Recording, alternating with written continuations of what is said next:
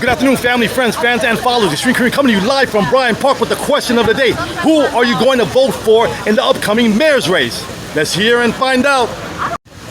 Good afternoon, family, friends, fans, and followers. Extreme Korean coming to you live from Bryant Park with the question of the day.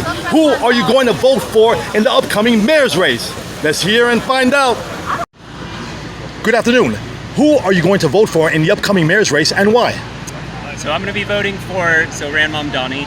The reason why, I think he kind of represents more of the traditional values of the left that the Democratic Party really just has not shown lately. I think a lot of the reasons why Democrats just have not been very successful is because they continue to stay in the center of the political spectrum as opposed to moving very far to the left. This gives the right a lot of room to play with because they can keep moving further and further and further right.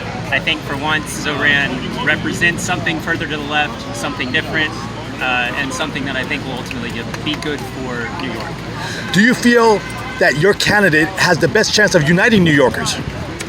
I do think so, yeah. I think there's been a very surprising consensus on him. You know, I've heard a lot of good things from a lot of different people about him. So, I hope so. Oh, sorry for interrupting. Is there any specific policy that really attracts you to his campaign? I would say the fact that he kind of identifies as a democratic socialist is very interesting. I myself am very interested in economics. And one thing that we've seen, you know, over the last 40 or 50 years in economics is that it's been very hegemonic across the world. You know, we've seen a very strong capitalism push.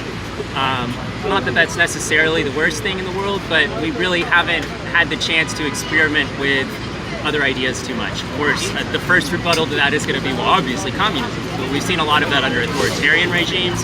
We haven't necessarily seen so much democratic socialist policies. And if you really think about it, there are a lot of socialist policies that are already in place in our society. Social Security would be one of them, you know. So it's not necessarily so much of a black and white thing. It's not like I expect him to implement some full communist regime or anything like that. I don't think that would be in everybody's benefit. But, you know, just serving more of the spectrum and kind of looking at the different ideas that are out there and actually having empirical data with which to test them against is valuable. Well, thank you so much. Is there anything else you would like to add? I think that was it. Thank you. Well, thank you for being so gracious. Have an absolutely wonderful day. You too.